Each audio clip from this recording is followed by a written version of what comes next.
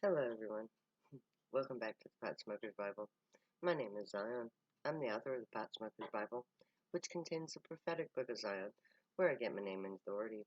It comes from the Ketuvim, or Old Testament, of the Christian Bible. I use the King James Version to put together the prophecy of Israel, which is written entirely in Bible verse. I call it the Book of Zion. In order to publish the Book of Zion, I had to write another book called the Pot Smoker's Bible. It's the commentary to the Book of Zion, where I go through and explain all of the passages from the Book of Zion. And today I'm working on the 8th chapter of the Pot Smoker's Bible, which contains the 5th chapter of the Book of Zion. It's called Who Hath Declared This? And I'm going to take up where I left off. Daniel 9:11 becomes Zion 5:21. Yea, all Israel hath transgressed thy law, even by departing, that they might not obey the voice. Therefore the curse is poured upon us, and the oath that is written in the law of Moses, the servant of God, because we have sinned against him. Daniel 9:11 tells us that it is because of the curse of Moses that Israel rejects rejects the truth and falls into the stone of stumbling. Their pride and their deafness leads them to side with the rest of the world against Zion. It's because they sinned against the grave. They had already rejected the stone, the source of telepathy. Which brings us to Malachi 3:6, and that becomes Zion 5:22. For I am the Lord, I change not. Therefore ye sons of Jacob are not consumed. Malachi tells us that this is Israel's last mistake. They are the blood descendants of Abraham, and they are to be forgiven and their heritage spared, to keep the promise made to Abraham that his seed would never perish. Amos 3:2 becomes Zion 5:23. Ye only have I known of the families of earth, therefore I will punish you all for your iniquities. Now, Amos goes on to tell Israel and Zion that they are both guilty of denying the grave, the presence of God, and the means to approach him in their own way. Israel rejects the voice of God and the means to hear the voice. Zion hears the voice, but the voice of God, but rejects the idea of God altogether. For this, both houses of Abraham are punished.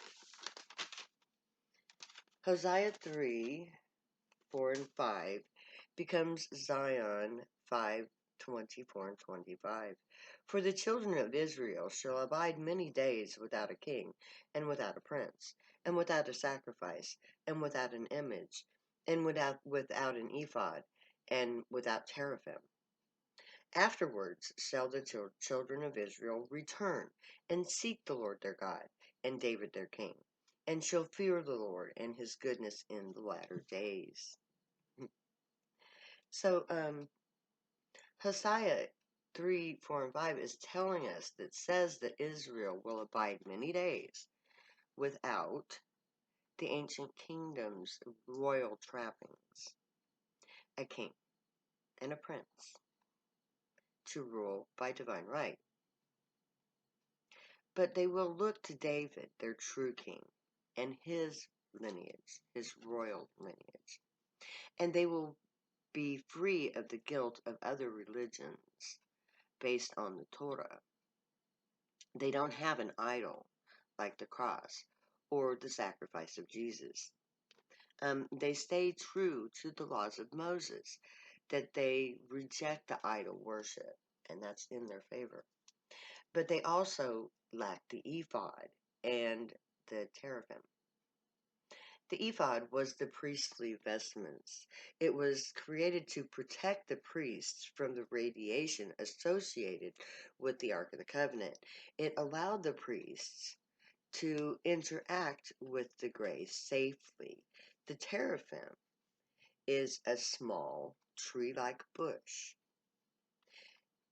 It has very little information written about it, but its significance will soon become clear. These two objects of the priesthood were vital to the temple. When Israel returns to the true living gray, they will be reunited with their true God, and their lost glory will return to them. The kingship of the line of David will return. They will be rewarded for their lack of idol worship, and they will once again communicate with their great gods. Psalms 105, 6 to 8 becomes Zion 5, 26 to 28. O ye seed of Abraham, his servant, ye children of Jacob, his chosen. He is the Lord our God. His judgments are in all the earth. He hath remembered his covenant to 1,000 generations. Now, Psalms establishes the reunion of Israel and the gray. The gray keep their promise to Abraham. His judgments for them recorded for all generations. Israel receives the covenant as promised. It's important that Israel is testified to. The gray loved Abraham. Abraham loved the gray. For this mutual friendship, all of his children are to be honored. Which brings us to Amos 5:4, Zion 5:29. For thus saith the Lord unto the house of Israel, Seek ye me, and ye shall live. Tell Israel to seek the gray. The gray are waiting for Israel to once again seek out their God. When the means to communicate with the gray become known, Israel is to do just that, to seek out the voice, return to the gray by their prophetic means. And the gray will answer. Nehemiah 2:2 becomes Zion 5:30. For the Lord hath turned away the excellency of Jacob as the excellency of Israel, for the emptiers have emptied out and marred their vine branches. I know this is a weird one. Nehemiah tells us that the gray have purposefully made the means to contact them something to shun, something to turn away from. What was excellent becomes something unwanted. It is something that now empties you out. Now it is made empty by those who mar the branches of the vine. Again, the reference to a plant. The teraphim. This vine branch made ugly. This excellency of Jacob, which has been the excellency of Israel. And that brings us to Hosea 9:17, Zion 5:31. My God will cast them away, because they did not hearken unto him, and they shall be wanderers among nations. Hosea restates the fact that Israel lost their glory, rejecting the voice of God. They rejected the branch, the vine, the excellent teraphim that they used to communicate with their great gods. For this reason, they wandered the earth. Isaiah 41:8-11, Zion 5:32 to 35. But thou, Israel, art my servant, Jacob, whom I have chosen, the seed of Abraham, my friend. Thou whom I have taken from the ends of the earth, and called thee from the chief men thereof, and said unto thee, Thou art my servant, I have chosen thee, and not cast thee away. Fear not, fear thou not, for I am with thee. Be not dismayed, for I am thy God. I will strengthen thee, yea, I will help thee. Yea, I will uphold thee with the right hand of my righteousness. Behold, all they that were incensed against thee shall be as nothing, and they that strive against thee shall perish.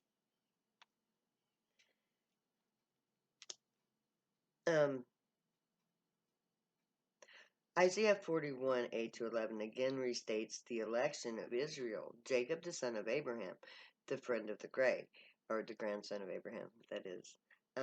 His family members have been chosen to receive contact with the grey for humanity. Israel shall be saved, their place with the grey perpetual. But the dual reference of Israel and Jacob tells us that the grey mean both Israel and Zion. The reference to Jacob speaks of the Zionite ancient rite of teraphim, to communicate with God as Abraham and Jacob did. The grey promised to defend the Israelite people. All who try to destroy them will be defeated. The grey will protect the Holy Land and Abraham's children. All who attack them will be destroyed. Zechariah 1, 16 and 17, Zion 5, 36 and 37. Therefore, thus saith the Lord, I am returned to Jerusalem with mercies. My house shall be built in it, saith the Lord of hosts. And a line shall be stretched forth upon Jerusalem. Cry ye, say yet, saying, Thus saith the Lord of hosts, my cities through prosperity shall be spread abroad, and the Lord shall yet comfort Zion and choose Jerusalem. Zechariah 1, 16 and 17 goes on to lift the curse of Jerusalem. Jerusalem will have its temple rebuilt. It will take its rightful place, but a line will be drawn across the city, dividing itself, east and west, so to speak, as it is to this day. But we are told, despite the fact of the contention that which creates the need for the separation of Jerusalem, the nations of Israel will prosper. Its cities shall be spread abroad within that nation, because they, the grey, will comfort Zion, and they will choose Jerusalem. This reference to comforting Zion introduces the concept of the distress of Zion. When the curse is lifted from Jerusalem, Zion will be comforted. This tells us that Jerusalem is divided, but the nation prospers at the same time. Zion is suffering. This is the current condition of both Jerusalem and Zion. Isaiah 55, 5 and 6, Zion 5, 41 to 42. Isaiah 29, 22 to 24, Zion 5, 38 to 40. Therefore thus saith the Lord, who redeemed Abraham concerning the house of Jacob. Jacob shall not now be ashamed, neither shall his face wax pale. But when he seeth his children, the work of mine hands, in the midst of him, they shall sanctify my name, and sanctify the Holy One of Jacob, and shall fear the God of Israel. They also that err in spirit shall come to understanding, and they that murmur shall learn doctrine. Isaiah 29, 22 to 24 explains the use of Jacob as a reference to Zion.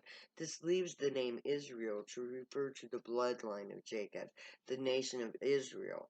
In this passage, Israel is shown the people of Zion, who are given to bear his original name, Jacob.